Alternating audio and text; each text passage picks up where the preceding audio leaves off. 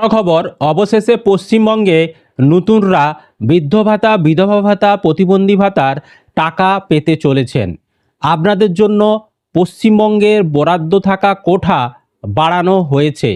অনেক দিন পর অবশেষে পশ্চিমবঙ্গের জন্য শূন্য পদ বা কোঠা বৃদ্ধি করল কেন্দ্র সরকার। কি আপডেটে বলা হচ্ছে, কারা আগে টাকা পাবেন, নতুন কারা আগে টাকা পাবেন, কারা পরে পাবেন, কত শূন্য পদ বাড়ানো হয়েছে, সমস্ত বিষয় নিয়ে আমরা আজকের এই ভিডিওতে আলোচনা করব। তো অবশ্যই ভিডিওটি বেশি বেশি করে শেয়ার করে দিন, সকলে যাতে খবরটি জানতে পারে।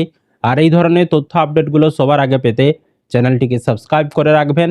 আর ফেসবুক থেকে যারা ভিডিওটি দেখছেন পেজটিকে ফলো করে রাখতে ভুলবেন না। দেখুন, এই সংক্রান্ত প্রতিবেদনে বলা হচ্ছে, কেন্দ্রের এনএসএপি প্রকল্পের অধীনে প্রায় 21 লক্ষ মানুষকে বার্ধক্য ভাতা, বিধবা ভাতা এবং প্রতিবন্ধী ভাতা প্রদান করে রাজ্য সরকার, অধিকাংশই বার্ধক্য ভাতা।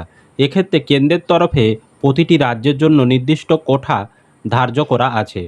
পশ্চিমবঙ্গের জন্য এই সংখ্যাটা 21 লক্ষ। তবে সাম্প্রতিক সমীক্ষায় উঠে এসেছে, এ রাজ্যেও আরও প্রায় 5 লক্ষ মানুষকে এই প্রকল্পের মাধ্যমে আর্থিক সহায়তা প্রদান করা প্রয়োজন। সূত্রের খবর, মঙ্গলবার নবান্ন সভাঘরে কেন্দ্রীয় গ্রামোন্নয়ন মন্ত্রী শিবরাজ সিং চৌহানের সামনে বিষয়টি তুলে ধরা হয়। তিনি ইতিবাচক পদক্ষেপের আশ্বাস দিয়েছিলেন। তার 24 ঘন্টার মধ্যেই কেন্দ্রীয় গ্রামোন্নয়ন মন্ত্রকের তরফে বাংলার কোঠা 21 লক্ষ থেকে বাড়িয়ে 26 লক্ষ করার জন্য তোড়জোড় শুরু হয়ে গেল। নবান্নে এমনই বার্তা এসে পৌঁছেছে।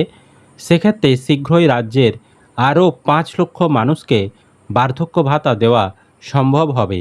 প্রসঙ্গত, এই 21 লক্ষ ছাড়াও রাজ্য নিজস্ব কোষাগার থেকে 80 লক্ষেরও বেশি মানুষকে মাসে 1000 টাকা করে বার্ধক্য ভাতা প্রদান করে।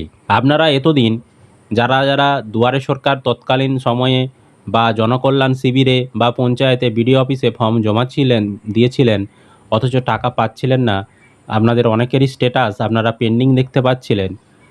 এবার আপনাদের মধ্যে কিছু সংখ্যক উপভোক্তাদের আবেদন অ্যাপ্রুভড হবে এবং কিছু সংখ্যক নতুন উপভোক্তা তারা কিন্তু টাকা পাবেন। কোঠা কিন্তু 5 লক্ষ বাড়ানো হয়েছে। এবার প্রশ্ন হচ্ছে, এত আবেদন জমা পড়ে রয়েছে, তাহলে ওই 5 লক্ষকে বাঁচবে কিভাবে, কাদেরকে আগে টাকা দেওয়া হবে? দেখুন, যাদের আবেদনগুলো অনলাইনে এন্ট্রি হয়ে আছে, যাদের স্ট্যাটাস বর্তমানে দেখবেন পেন্ডিং হয়ে রয়েছে, ঠিক আছে, তাদেরকেই কিন্তু তারা এখন ওয়েটিং লিস্টে আছে ধরে নিন, তাদেরকেই কিন্তু অগ্রাধিকার ভিত্তিতে টাকা দেওয়া হবে। আর যারা ধরুন আবেদন জমা করে রেখেছেন, যাদের এখনও আবেদনগুলো পোর্টালে এন্ট্রি করেনি আধিকারিকরা, তাদেরগুলো কিন্তু সময় লাগতে পারে, কারণ পোর্টালে এন্ট্রি করতে তো আবার একটা সময় লাগবে। তো স্টাফরা নিশ্চয়ই চাইবে যেগুলো আগে এন্ট্রি হয়ে আছে তাদেরকেই আগে সুযোগ দেওয়ার। তো সেক্ষেত্রে তাদেরকে আগে টাকা দিতে পারে। বুঝতে পারলাম।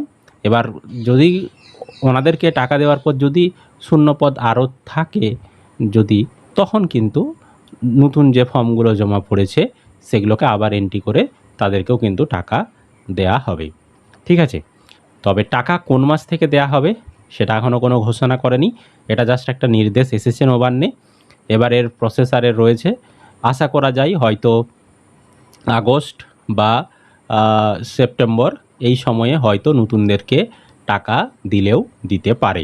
তো যখনই টাকা দেওয়ার আপডেট আসবে আমরা আপনাদেরকে সেই তথ্য জানিয়ে দেব। তো এটাই ছিল আপডেট। আশা করি আপনারা ভিডিওটি বুঝতে পেরেছেন।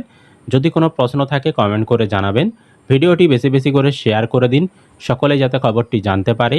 আর এই ধরনের তথ্য আপডেটগুলো সবার আগে পেতে চ্যানেলটিকে সাবস্ক্রাইব করে রাখবেন। ফেসবুক থেকে যারা ভিডিওটিকে দেখছেন পেজটিকে ফলো করে রাখতে ভুলবেন না।